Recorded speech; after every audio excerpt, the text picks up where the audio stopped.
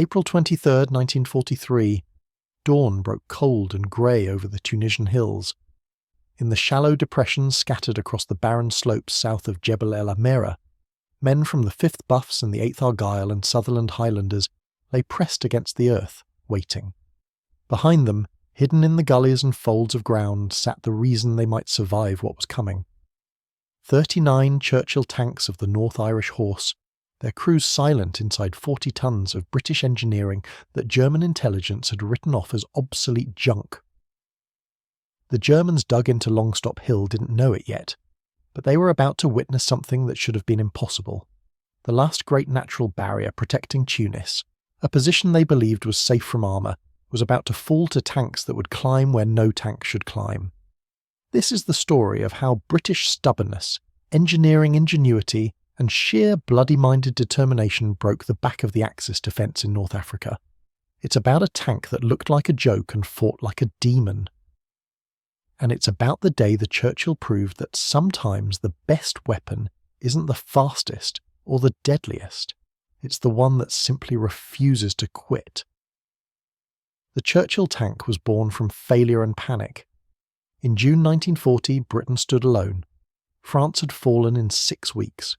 The British Expeditionary Force had abandoned everything except the men themselves at Dunkirk. Across the Channel, Hitler's panzers sat poised for invasion. In the smoking ruins of British tank policy, someone had to build something, anything, that could fight. The A-22 infantry tank Mark IV, which would become the Churchill, emerged from a design process measured in weeks, not months. The original specification called for a tank that could cross trenches, survive in shell-cratered landscapes, and break through fortified lines. The designers were thinking about the Western Front in 1918 because that's what everyone expected the next war to look like. They were wrong, but by the time anyone realised it, the Churchill was already in production. Dr. H. E. Merritt, director of tank design at Woolwich Arsenal, took the outdated A-20 specification and tried to modernise it in July 1940. Vauxhall Motors received the contract with one condition. The first tanks had to roll off the production line within a year. 1 year to design, test and produce a 40-ton armoured fighting vehicle with technology that barely existed. It was insane. It was desperate. It was the only option Britain had. The first Churchills emerged in June 1941, exactly on schedule. They were disasters. The engines failed constantly. The gearboxes seized. The tracks threw themselves off. The 2-pounder gun in the turret was already obsolete, outgunned by every German tank it would face. The 3-inch howitzer mounted in the hull couldn't elevate enough to be useful. Crews called it a mobile pillbox, a rolling coffin, a waste of good steel. The British Army nearly cancelled production 3 times before the Churchill even saw combat. But buried in all that failure was something remarkable. The Churchill could climb. The long chassis, the all-around tracks with their multiple bogies, the Merritt Brown gearbox that allowed it to turn on the spot, all of it combined to create a tank that could go places other tanks couldn't. It could climb a 5-foot vertical obstacle. It could cross trenches 9 feet wide. It could ascend slopes of 30 degrees. Nobody cared because 30-degree slopes don't win tank battles. Firepower wins tank battles. Speed wins tank battles. The Churchill had neither. It topped out at 15 miles per hour on flat ground. Its armour, while thick, wasn't sloped, reducing its effectiveness. Every tactical analysis said the Churchill was a waste of resources. Better to build more Shermans, more Crusaders, anything but more Churchills. Then came Tunisia. Operation Torch, the Allied invasion of French North Africa, kicked off on November 8, 1942. American and British forces landed in Morocco and Algeria, planning to race east and capture Tunis before the Germans could react. It didn't work. The Germans reacted fast, pouring troops and equipment into Tunisia through the ports of Tunis and Bizerte. By the time the Allies reached Tunisia, the Germans were dug in and ready. The race for Tunis ground to a halt in the mountains, because Tunisia isn't a desert. Everyone thinks of North Africa and pictures sand dunes and tank battles in endless flat wastes. That's Libya. That's Egypt. Tunisia is different. The northern half of Tunisia is dominated by the Atlas Mountains. Steep hills, narrow valleys, villages perched on ridges, rivers cutting through gorges. It's perfect defensive terrain, and the Germans knew it. The North Irish Horse, a cavalry regiment converted to armour, landed in Algeria in February 1943 with their Churchill tanks. They'd trained for months in England, learning to handle the massive slow tanks. They'd lost men in training accidents. They'd cursed the mechanical unreliability. They'd requested literally any other tank. The army gave them Churchills anyway because Churchills were what Britain had. The regiment's first taste of combat came at Bayeux in late February during Operation Ochsenkopf, the German counter-offensive. The North Irish Horse found themselves facing elements of the 10th Panzer Division, including some of the new Tiger tanks that terrified Allied crews. The Churchills took casualties. They lost tanks to German 88 mm guns and armour-piercing rounds, but something strange happened. The Churchills that got hit kept fighting. One Churchill took a direct hit from an 88 mm round that should have destroyed it. The round punched through the hull, killing the co-driver. The tank reversed out of the fight, patched itself up, and was back in action the next day. Another Churchill was hit 30 times during the battle, 30 hits from machine guns, anti-tank rifles, and light cannon.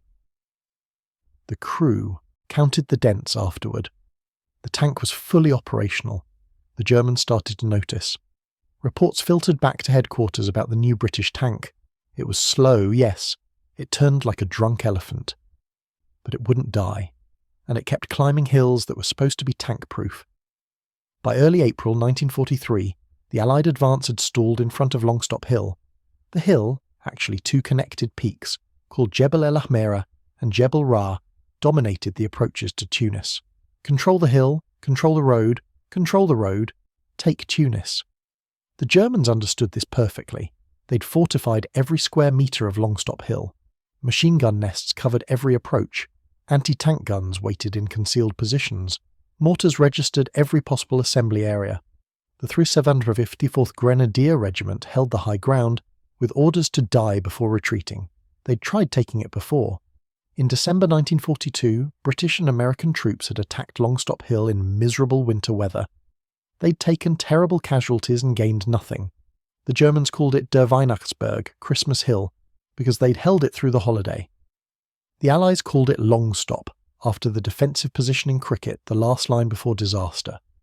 In April they would try again. This time they had a plan, and they had Churchills. The 78th Battle Axe Division drew the assignment. The 36th Infantry Brigade, under Brigadier Bernard Howlett, would lead the assault.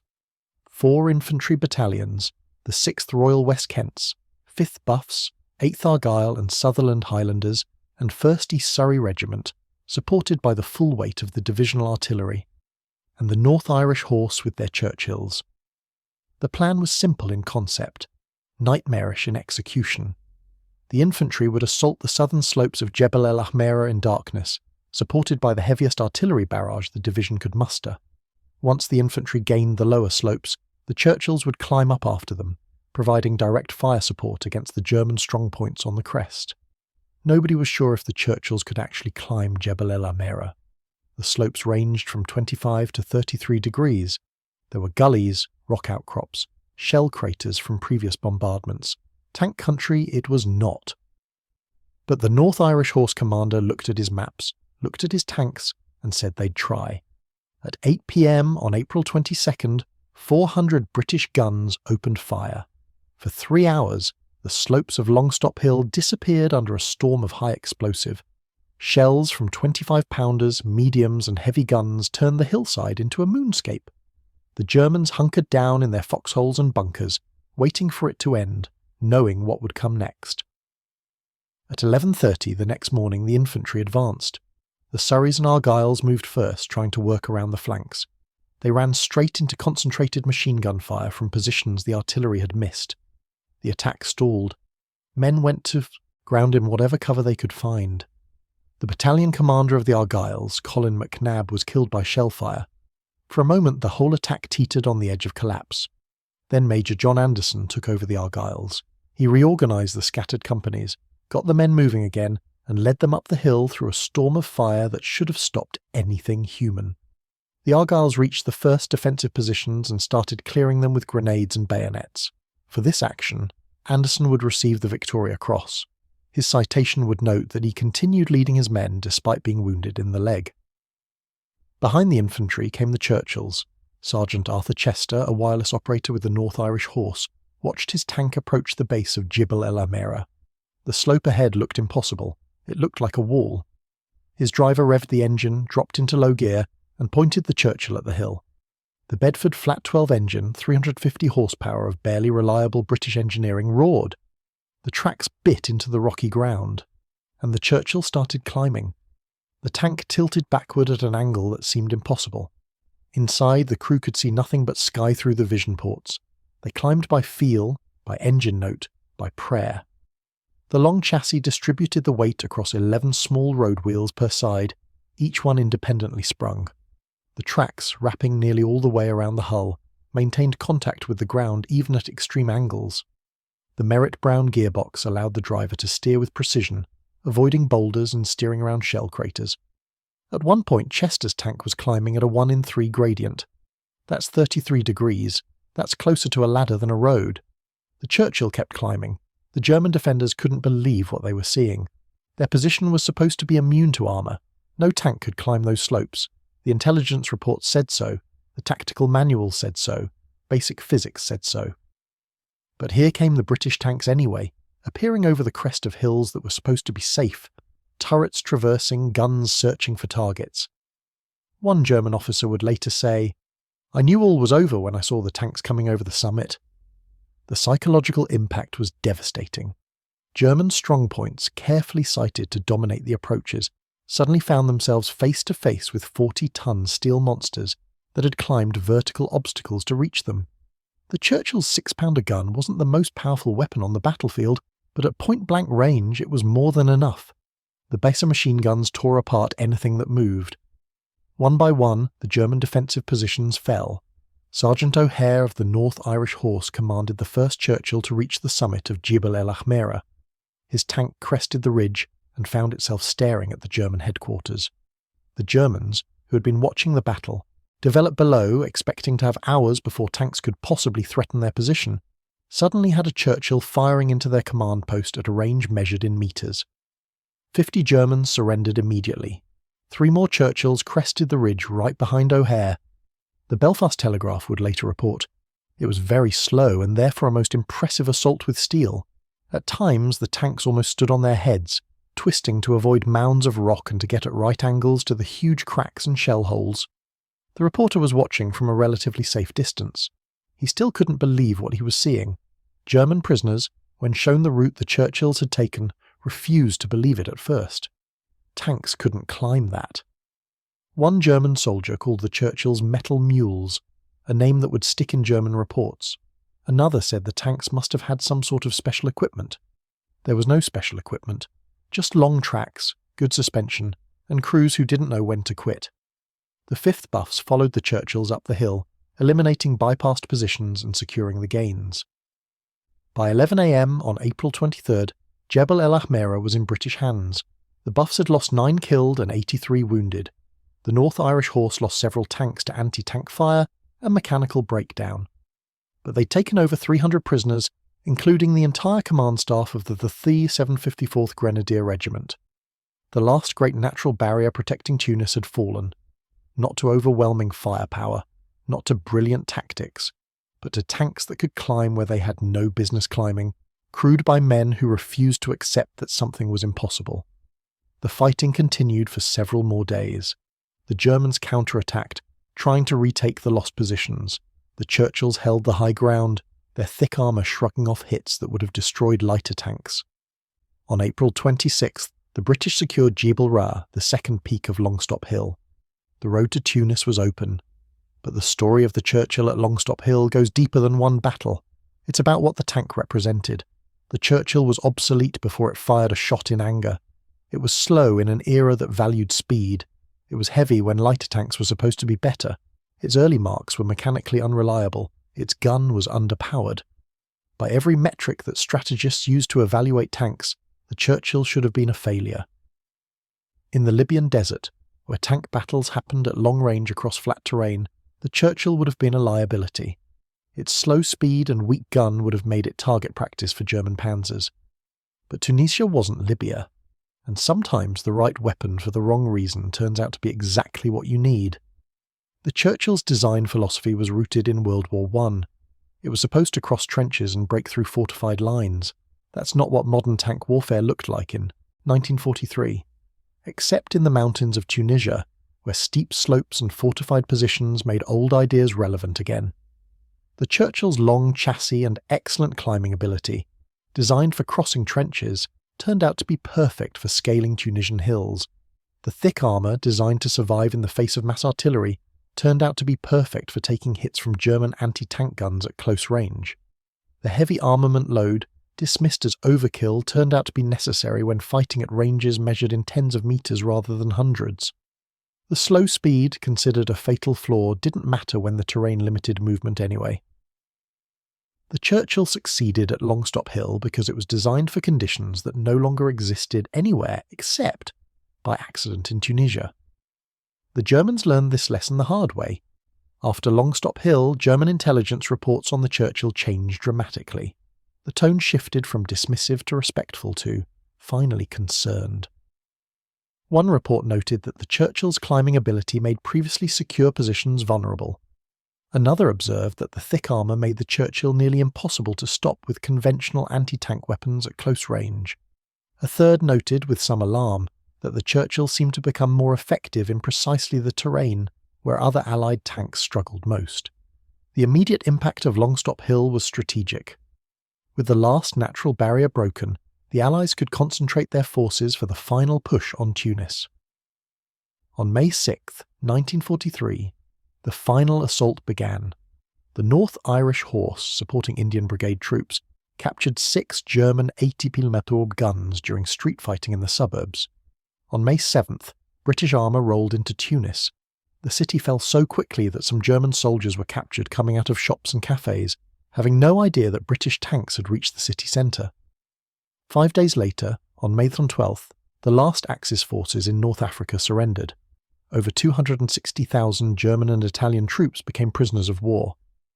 The Afrika Korps, once the terror of the desert, ceased to exist. The North African campaign was over. The Churchill's success in Tunisia had broader implications. British tank production had been scheduled to phase out the Churchill in 1943. The new Cromwell cruiser tank, faster and better armed, was supposed to replace it. After Tunisia, those plans changed. The Churchill would remain in production throughout the war. Over 5,640 would be built. More significantly, the Churchill's demonstrated durability led to its adoption as the chassis for specialised vehicles. The Churchill Ave, armed with a 290mm Sassard mortar for destroying fortifications. The Churchill Crocodile, mounting a flamethrower. Bridge layers, mine clearers, recovery vehicles. The Churchill's roomy hull and strong construction made it ideal for these roles. On D-Day, June 6, 1944, specialised Churchill variants were among the first vehicles, ashore. They cleared obstacles, destroyed bunkers, bridged ditches, and supported the infantry across the beaches. The tactics developed at Longstop Hill, using heavy infantry tanks to support close-range infantry assaults on fortified positions, became standard practice in northwest Europe. The Churchill fought in Italy, where its climbing ability again proved invaluable in mountainous terrain. It fought in Normandy, where its armour allowed it to survive in the close-range hedgerow fighting. It fought across Germany, supporting infantry through ruined cities and fortified positions. The Churchill 7, introduced in 1944, had frontal armour thicker than a Tiger tank. It still couldn't match the Tiger's gun, but it could take hits that would destroy any other Allied tank and keep fighting. Crews loved it for that. The Churchill even fought in Korea, where 7th Royal Tank Regiment used Churchill Crocodiles against bunker complexes in 1951. The last Churchills didn't leave British service until the mid-1950s, by which time they were wildly obsolete by any standard metric. They stayed in service anyway because sometimes you need a tank that simply will not quit, and the Churchill was exactly that. But let's return to April 23, 1943, and Longstop Hill. Let's think about what the men in those Churchills experienced. You're inside 40 tons of riveted steel. The engine behind you is roaring louder than anything you've ever heard. You can't see forward. The vision ports show only sky. The tank is tilted so far backward that loose equipment is sliding toward the rear of the hull. You're climbing a 30-degree slope under fire. German machine guns are hammering your armour, Anti-tank guns are searching for your weakest points. You have no idea if the tracks will hold. You have no idea if the slope will suddenly steepen beyond what even a Churchill can manage. You have no idea if you'll crest that ridge to find yourself staring down the barrel of an 80mm gun at point-blank range. All you know is that the infantry ahead of you is depending on you to get up that hill, so you keep climbing. That's not about technology. That's not about tactical doctrine. That's about men deciding that impossible just means nobody's done it yet. The German defenders had every reason to believe that Longstop Hill was secure from armour. The slopes were too steep. The ground was too broken. It was a basic assumption, grounded in experience and common sense. Tanks don't climb like that, except the Churchills did. There's a broader lesson here about military technology and expectations. The Germans had built their defensive doctrine around what tanks could and couldn't do. Their intelligence reports confirmed their assumptions. Their tactical manuals codified them. Their defensive positions were cited based on terrain that tanks couldn't cross. And then the British showed up with a tank that nobody expected could do what it did, because the Churchill wasn't designed to meet anyone's expectations. It was designed in a panic, built in a hurry, and pressed into service before anyone had figured out how to use it properly. It succeeded at Longstop Hill not because of brilliant planning, but because its obsolete design happened to be perfect for terrain that modern tanks couldn't handle. That's the thing about warfare. Sometimes the cutting edge doesn't matter. Sometimes what matters is showing up with something that works, even if it works for the wrong reasons. The Churchill was a World War I tank fighting a World War II war, except in Tunisia, where World War I tactics suddenly became relevant again, and the Churchill was exactly what was needed. After the war, when historians and analysts studied the North African campaign, Longstop Hill was often treated as a footnote. Tunis fell, the Axis surrendered, the campaign ended. The larger strategic picture overshadowed individual actions, but for the men who were there, Longstop Hill was the day that everything changed. For the British infantry, it was the day they learned that armour could support them even in impossible terrain. For the North Irish Horse, it was the day they proved their much-maligned tanks could do things no other tank could do. For the Germans, it was the day they learned that their carefully prepared defensive positions weren't as secure as they thought. The psychological impact of seeing tanks appear on hilltops that were supposed to be safe can't be overstated. The North Irish Horse would continue to fight throughout the Italian campaign. They would assault the Hitler line in May 1944, losing 36 men and 32 tanks in one day, the bloodiest day in the regiment's history. They would fight through the Gothic line. They would climb more hills that tanks weren't supposed to climb. Sergeant Arthur Chester, who'd watched his Churchill climb Jebel El Ahmera in April 1943, would serve through the entire Italian campaign. He'd survive having his binoculars shattered by a German sniper's bullet, taking a chunk out of his nose. He'd watch his tank get knocked out on the Hitler line. He'd climb aboard another Churchill and keep fighting. In a 2012 interview, decades after the war, Chester still remembered Longstop Hill, still remembered the impossible angle of that climb, still couldn't quite believe they'd done it. The Churchill tank teaches us something important about innovation and expectations. It wasn't innovative, it was backward-looking, designed for a war that had ended 20 years earlier. It was obsolete before it was built, outclassed by faster, deadlier, more modern tanks. But in the mountains of Tunisia, obsolete didn't matter. What mattered was that the Churchill could do one thing exceptionally well, climb steep slopes under fire, and that one thing was exactly what the situation required. Modern military thinking emphasizes versatility, multi-role platforms that can adapt to any situation. There's wisdom in that, but there's also wisdom in building, something that does one job superbly well, even if that job seems irrelevant, because you never know when terrain, circumstance, or pure chance will make that one skill the most important thing in the world. The Churchill was a one-trick pony. The trick was refusing to fall down. At Longstop Hill, that was enough. Let's talk numbers, because numbers tell stories that narratives sometimes miss. The Churchill Mark IV used by the North Irish Horse at Longstop Hill weighed 39 tons. It could climb a 5-foot vertical obstacle. It could cross a 9-foot trench. It could ford through 4 feet of water. Its armour ranged from 16 milatinos to 100 mil, thickest at the front. The 6-pounder gun could penetrate 80 mil of armour at 1,000 yards. It carried 84 rounds of main gun ammunition.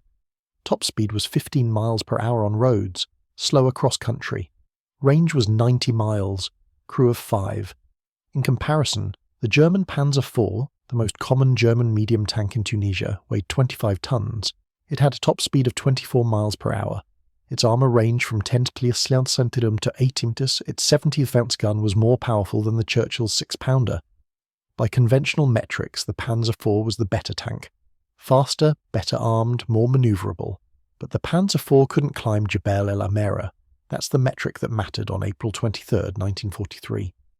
The North Irish Horse landed in Algeria with 58 Churchill tanks.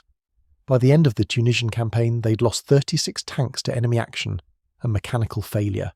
They'd had tanks hit dozens of times that continued fighting. They'd had tanks climb slopes that engineering manuals said were impossible. They'd proven that the much-maligned Churchill was, in the right circumstances, exactly the right tool for the job. The campaign cost them 36 officers and men killed, 36 wounded. Those casualties, spread across 3 months of intense combat, were relatively light by the standards of armoured warfare in World War II. The Churchill's thick armour saved lives. Crews that would have died in Sherman tanks or Crusader tanks walked away from hits that should have killed them. That mattered. That's why crews loved the Churchill despite its flaws. It brought them home. After Tunis fell, the North Irish Horse was pulled out of the line for rest and refitting. They'd earned it. General Montgomery, commanding the 8th Army, reportedly questioned whether Churchill tanks were suitable for the Italian campaign. The terrain in Italy was even worse than Tunisia. Mountains, rivers, fortified positions. Montgomery preferred Sherman tanks, American-made, faster, with better guns. The North Irish Horse went to Italy anyway, still equipped with Churchills. And the Churchills kept climbing hills that other tanks couldn't climb, kept surviving hits that would have destroyed other tanks, kept supporting infantry through terrain where speed didn't matter but armour and determination did. There's an interesting counterfactual to consider. What if the British had succeeded in phasing out the Churchill before Tunisia? What if they'd equipped the North Irish Horse with Crusader tanks or early model Shermans? Could those tanks have climbed Jebel El Ahmera? The answer is almost certainly no. The Crusader, faster and more modern than the Churchill, had a shorter chassis and less ground contact. It would have slipped on those slopes, lost traction, perhaps rolled. The Sherman, beloved by crews for its reliability and decent armour, wasn't designed for extreme gradients. It might have made it partway up, but not to the summit. The infantry attacking Longstop Hill would have gone in without armour support. They might have taken the position anyway. The British infantry of 1943 was among the best in the world, but the cost would have been higher, much higher, and the psychological impact on the Germans, seeing tanks appear where tanks shouldn't be, wouldn't have happened. So in an odd way, British bureaucratic inefficiency and the inability to quickly phase out an obsolete design may have won the battle. Sometimes you win because of your mistakes, not despite them. The Churchill's legacy extends beyond World War II. The tank influenced post-war British tank design. The Centurion, which entered service in 1945 and became one of the most successful tank designs of the Cold War, incorporated lessons learned from the Churchill. The emphasis on armour protection, the focus on reliability, the understanding that speed wasn't everything, these came from watching Churchills take punishment and keep fighting. The Centurion couldn't climb like a Churchill. Few things could, but it could survive, and that survival came from the same design philosophy. In the museums now you can see Churchills preserved for history. There's one at the Tank Museum in Bovington, England, one at the Imperial War Museum, others scattered across Britain and the Commonwealth. They sit silent, massive, their long tracks and small road wheels looking old-fashioned next to sleeker, more modern designs. Children climb on them during school trips, adults photograph them, tour guides explain their specifications, but the guides rarely mention Longstop Hill. They talk about D-Day and the specialised variants. They mention Italy. They note that the Churchill served longer than expected. They don't always tell the story of April 23, 1943, when Churchill tanks climbed a 30-degree slope under fire and broke the last German defensive line protecting Tunis. Maybe that's because it's a small story.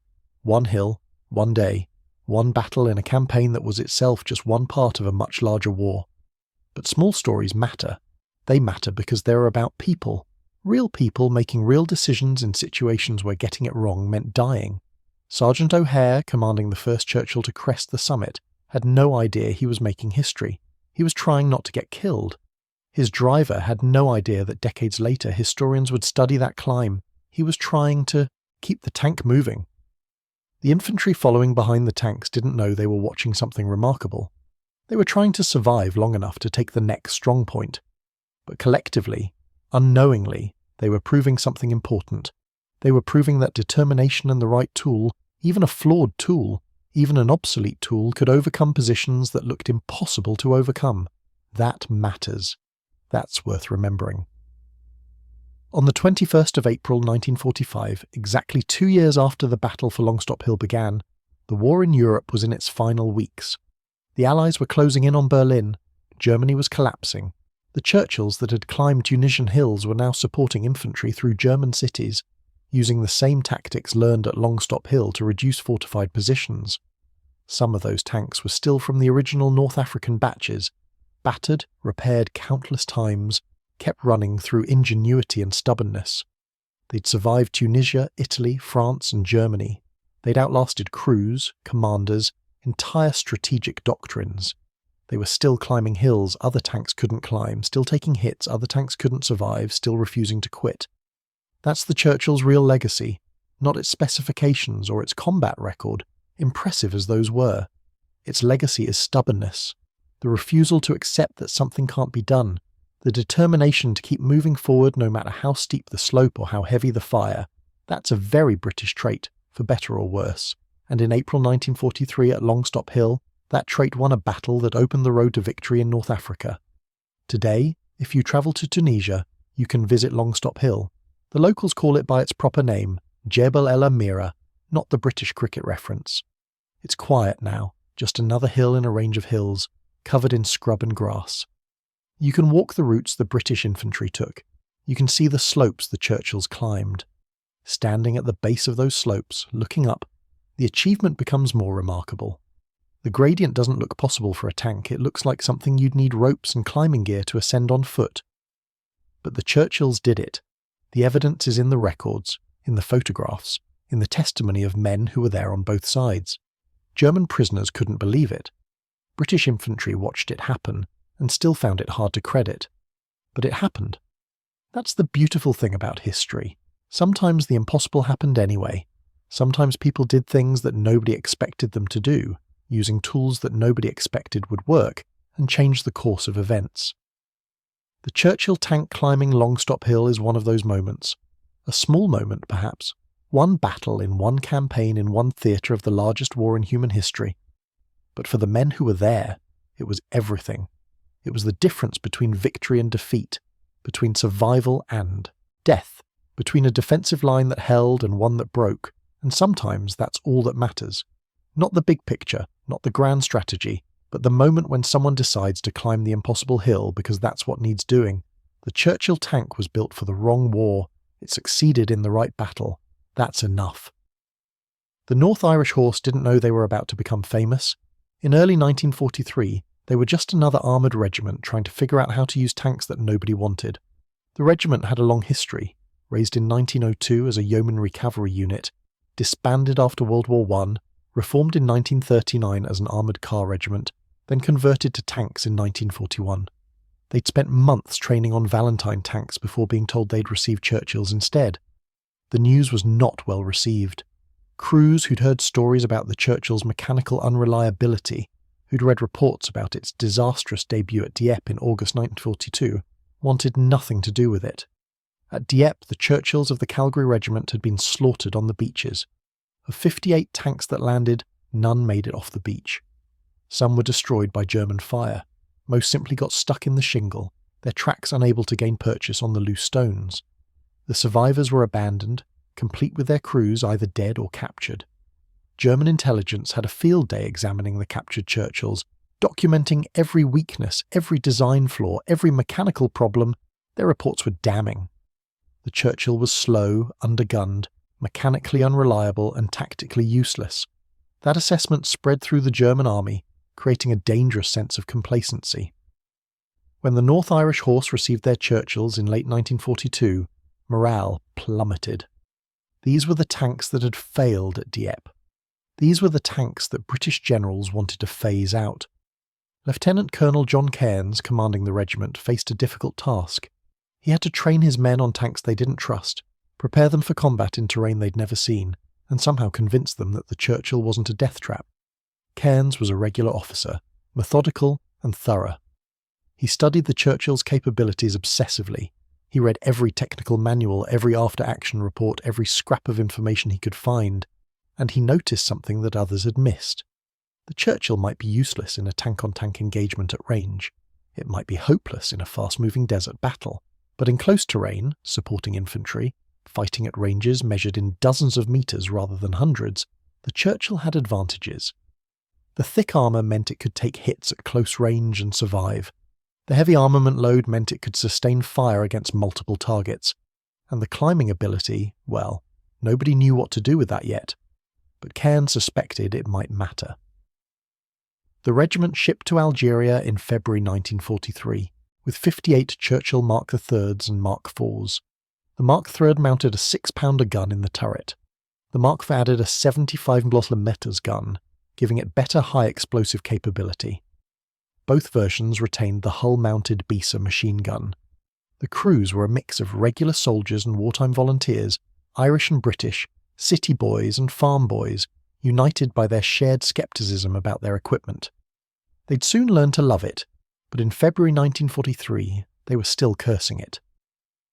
The first actions in late February and early March gave them their baptism of fire.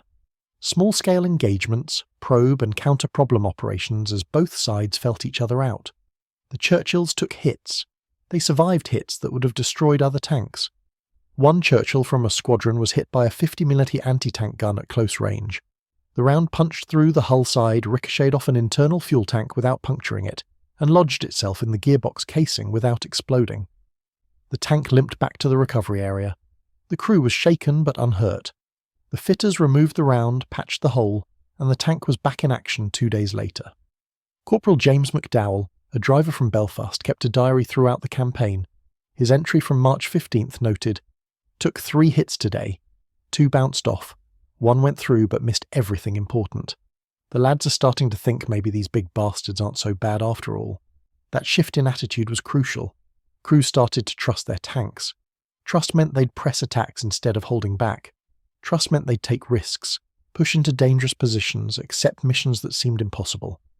By April, the North Irish Horse was developing a reputation. They were the unit you called when you needed armour in impossible terrain. They were the crews who'd try climbs that other tank units refused. They were becoming specialists in exactly the kind of fighting that Tunisia demanded. The terrain in Tunisia is unlike anywhere else in North Africa. The dorsal mountain range runs northeast to southwest through the country, creating a spine of high ground that dominates the surrounding valleys. Villages cling to hilltops. Roads wind through narrow defiles. Rivers cut deep waders through the landscape. In winter and early spring, rain turns the valleys to mud and swells the rivers to torrents. It's perfect defensive terrain if you're holding the high ground, and nightmarish offensive terrain if you're trying to take it. Longstop Hill, or Jebel El Amera, sits astride the main road from Medjes El Bab to Tunis. The hill rises nearly 900 feet above the surrounding plain. Its slopes are bare rock and scrub, offering no cover for attackers. The summit provides observation over miles of surrounding territory. Whoever held Longstop Hill could see every Allied movement, could call down artillery fire on any advance, could position forces to counterattack any breakthrough. The Germans understood this perfectly. They'd fortified the hill throughout the winter, using slave labour from captured Allied prisoners and conscripted locals. Machine gun positions were dug into reverse slopes, invisible to observers below. Mortar pits were registered on every approach route. Anti-tank guns covered the few routes that armour might use. Minefields protected the obvious avenues. Command bunkers were dug deep, reinforced with logs and stone, proof against anything except direct hits from heavy artillery. The 754th Grenadier Regiment, holding the position, numbered about 800 men, veterans from the Eastern Front supplemented by some Italian infantry, whose fighting quality was questionable, but whose labour had built the fortifications. The British needed Longstop Hill for the same reasons the Germans held it. Without the hill, any advance toward Tunis would be observed and interdicted. With the hill, The British could position artillery observers, protect their own movements, and open the road for a final push. The December 1943 attack had failed miserably. American infantry from the 18th Regimental Combat Team, fighting their first major action, had attacked in driving rain and been cut to pieces. British reinforcements had fared no better. The hill remained in German hands, and the campaign stalled. Now, in April, with better weather and more experience, the Allies would try again. The plan developed by the 78th Division Staff was more sophisticated than the December attack. Instead of a frontal assault up the main slopes, the new plan called for a coordinated attack from multiple directions. The 6th Royal West Kents would attack from the south. The 5th Buffs would attack from the southwest. The 8th Argylls would work around the eastern flank. The 1st East Surreys would remain in reserve, ready to exploit any breakthrough, and the North Irish Horse would support all of them, providing direct fire against strong points, suppressing German positions, and, if possible, climbing the hill itself to bring fire to bear on the summit positions. The artillery preparation was planned in meticulous detail. Every known German position was plotted, every likely position was targeted. Counter-battery fire would suppress German artillery, smoke shells would screen the infantry advance, high explosive would pulverize the defences. The bombardment would be heavy enough to stun the defenders, but not so heavy that it cratered the ground to the point where the Churchills couldn't traverse it. That balance was critical. Too little bombardment and the Germans would cut the infantry to pieces. Too much, and the tanks couldn't follow. Lieutenant Colonel Cairns spent days studying aerial photographs of Longstop Hill, trying to identify routes that his Churchills might use. The southern approach looked possible, if barely. There were gullies that might provide some defilade. There were ridges that might give hull-down positions. There were slopes that the Churchill could, in theory, climb. In theory. Nobody was entirely sure. On April 21st, Cairns assembled his squadron commanders and laid out the plan. A squadron would support the Royal West Kents, B Squadron would support the Buffs, C Squadron would remain in reserve. The tanks would advance behind the infantry, using the cover of smoke and darkness. Once the infantry had seized the lower slopes, the Churchills would push forward, engaging German positions at close range, and if the opportunity presented itself, they would climb to the summit. Major William Close, commanding B Squadron, asked the obvious question, "Sir, have we ever climbed anything like this?" Cairns looked at the photographs spread across his map table. "No, but the specifications say the Churchill can manage slopes up to 30 degrees. Some of these approaches are close to that. We'll find out if the specifications are accurate." That was not particularly reassuring. Specifications were one thing. Reality under fire was another, but orders were orders. The regiment would try. On the evening of April 22nd, the Churchills moved into their assembly areas. The crews performed final checks. Ammunition was loaded, 84 rounds of 6-pounder for the Mark IIIs, 84 rounds of 75mm for the Mark IVs, thousands of rounds for the baser machine guns. Fuel tanks were topped off. Track tension was checked. Engines were tested. The fitters worked through the night, addressing minor mechanical issues, replacing worn parts, doing everything possible to ensure the tanks would be ready. The Churchill's mechanical reliability, or lack thereof, was a constant concern. The early Marks had suffered catastrophic engine failures. Gearboxes seized, final drives broke, cooling systems failed.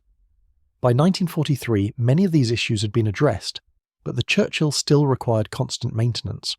Crews joked that for every hour of operation, the Churchill needed 2 hours of maintenance. It was barely an exaggeration. Trooper William Andrews, a gunner with B Squadron, wrote a letter home that evening. It wasn't mailed until after the battle. Regulations forbade sending mail before an attack, but he wrote it anyway. "Tomorrow we go up the big hill. The lads are nervous but ready. The Churchill is a beast, but she's our beast. We've learned to trust her. If anyone can get us up that hill, she can." That trust mattered. Tank warfare is intensely psychological. Crews who trust their equipment fight differently than crews who don't. They take necessary risks. They push into dangerous positions. They don't hesitate at critical moments. The North Irish Horse had learned to trust the Churchill. That trust would be tested on April 23rd. The artillery barrage began at 8 p.m. on April 22nd, catching the Germans during their evening meal. The bombardment was carefully orchestrated. First, counter-battery fire targeted known German artillery positions. Then, smoke shells blanketed the forward slopes, screening Allied movements. Then, high-explosive shells walked across the German defences in carefully timed salvos. The German defenders had experienced artillery bombardments before. Veterans from the Eastern Front had survived Soviet barrages that made this look insignificant. But the British bombardment was precise, methodical, systematically destroying prepared positions rather than simply plastering the entire area. German casualties mounted. More importantly, German communications were disrupted, command posts were hit, and the carefully prepared defensive plan began to unravel. At 11:30 p.m, the infantry advanced. The Royal West Kents moved first, their lead companies emerging from the smoke like ghosts, advancing in extended lines across the lower slopes. German machine guns opened up from concealed positions. The distinctive tearing sound of the MG-42, firing at 200 rounds per minute, cut through the night. Men went down. The attack faltered. Then the artillery shifted, targeting the machine gun positions. The infantry pushed forward again, working from cover to cover, closing with the German positions. Combat at night in close terrain is confused and terrifying. You can't see more than a few meters. Muzzle flashes illuminate frozen tableaus of violence. Grenades explode with blinding light. Men scream in the darkness. You fight by sound and instinct, never quite sure where your mates are, where the enemy is, whether the next step will take you into a machine gun's beaten zone. The Royal West Kents fought with discipline born of training and experience. They'd been in combat since the torch landings. They knew their business. Slowly, methodically, they cleared the lower slopes, eliminating German outposts, establishing a foothold on Longstop Hill. The Argylls, attacking from the east, ran into stiffer resistance. The German defences were deeper on that side, the approaches more heavily mined. Lieutenant Colonel McNabb, leading from the front as battalion commanders did in 1943, was killed by shellfire at 2 a.m. For a critical half hour, the Argyll attack hung in the balance. Companies were scattered across the hillside. Communications were disrupted. German counterattacks threatened to push them back. Then Major John Anderson took command. Anderson was a peacetime territorial officer, a lawyer from Glasgow who'd volunteered in 1939. He wasn't a professional soldier. He was simply a man who refused to quit. He gathered the scattered companies, reorganized the attack, and led them forward personally. His citation for the Victoria Cross, awarded months later, would note his complete disregard for personal safety, his inspirational leadership, and his tactical skill under impossible conditions.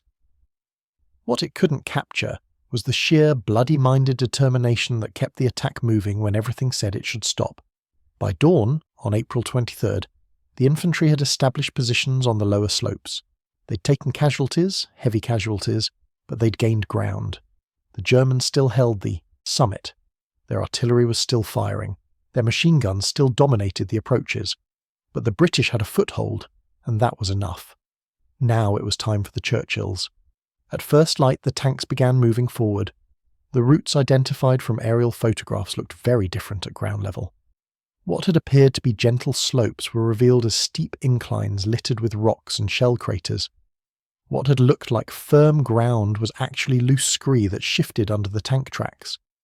The Churchill's climbing ability was about to be tested under the worst possible conditions, on ground torn by artillery, under enemy fire with no room for error.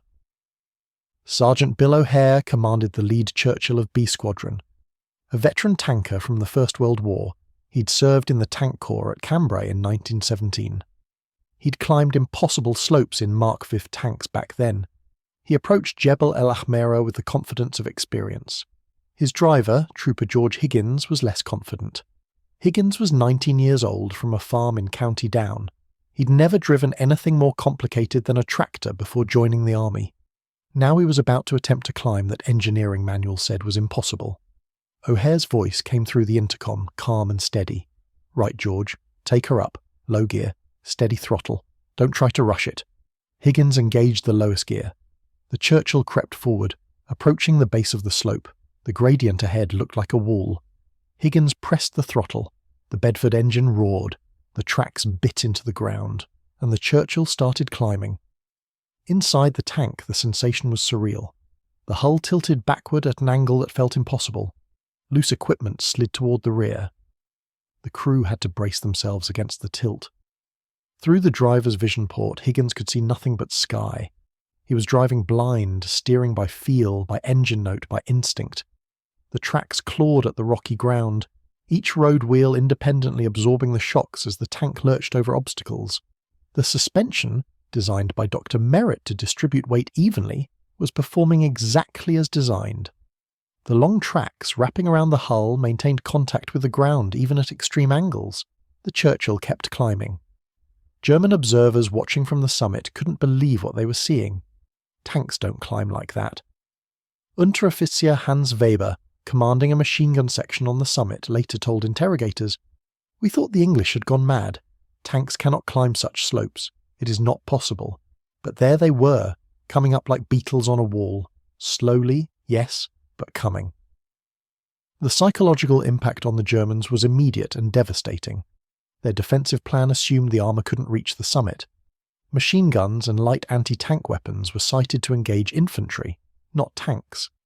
The heavy anti-tank guns, the 50mm and 75mm pieces that threatened Churchill's, were positioned to cover the valley approaches, not the slopes. They couldn't be easily repositioned. The Germans watched the Churchills climb and realised their carefully prepared position was suddenly vulnerable. O'Hare's Churchill crested a minor ridge and found itself staring at a German strongpoint at a range of 40 metres. The bunker, dug into the hillside and reinforced with logs, housed an MG-42 machine gun team. They'd been firing on British infantry below. Now they found themselves face to face with a Churchill. O'Hare didn't hesitate. Gunner, bunker, 40 metres, high explosive. The 6-pounder fired. At that range, even the relatively small 6-pounder was devastating. The high explosive round detonated against the bunker entrance. The Germans inside had 3 choices: die in the bunker, surrender, or run. 6 Germans emerged with their hands up.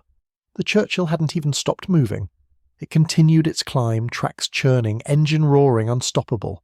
3 more Churchills from B Squadron followed O'Hare up the slope, each one struggling with the gradient, each one somehow maintaining traction, each one defying what should have been possible. A squadron, supporting the Royal West Kents on a slightly different route, was having similar success. The Churchills weren't just climbing, they were fighting as they climbed. Every German position they encountered was engaged and destroyed.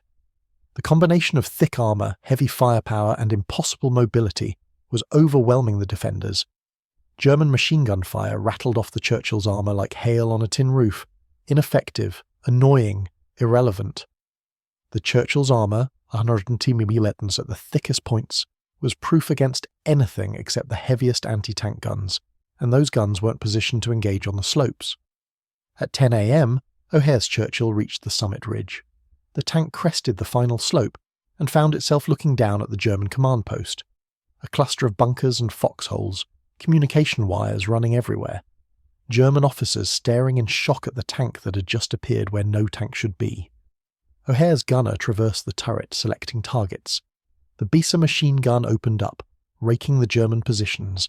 Men scattered, running, trying to find cover. There was no cover from a Churchill at 20 metres. Within minutes, 50 Germans had surrendered. More Churchills appeared behind O'Hare. By 11 a.m, B Squadron had 8 tanks on the summit. The German defensive position was collapsing. The infantry of the 5th Buffs, following the tanks up the hill, consolidated the gains, eliminating bypass positions, securing prisoners, establishing defensive positions. By noon, Jebel El Ahmera was in British hands. The cost had been significant. The infantry battalions had suffered nearly 100 casualties, killed and wounded.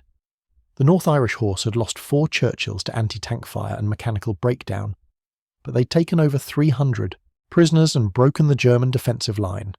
More importantly, they'd proven that the Churchill could do what no other tank could do. The fighting wasn't over.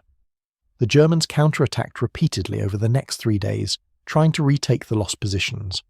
The Churchills held the high ground, their thick armour absorbing hits from German tanks attacking uphill. On April 24th, a German counterattack by elements of the 10th Panzer Division tried to retake Jebel El Ahmera. Panzerfehrs and a handful of Tiger tanks advanced up the southern slopes, trying to dislodge the British. They ran straight into the Churchills, now hull down in prepared positions on the summit. The German tanks, attacking uphill, exposed their thin belly armour. The Churchills, firing from above, could penetrate the Panzer IVs easily. 3 Panzer IVs were knocked out in the first volley. The Tigers, with their superior armour, pressed the attack. But the Tigers, heavy and ponderous, struggled on the broken ground. Their engines overheated, their transmissions strained. One Tiger threw a track and had to be abandoned. The others withdrew after losing 2 of their number to massed Churchill fire. The counterattack failed. Longstop Hill remained in British hands. The broader significance of Longstop Hill became clear in the days that followed.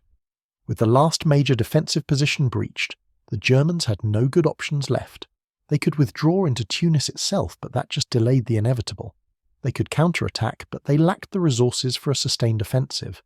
They could hold what they had, but Allied pressure was mounting on every front.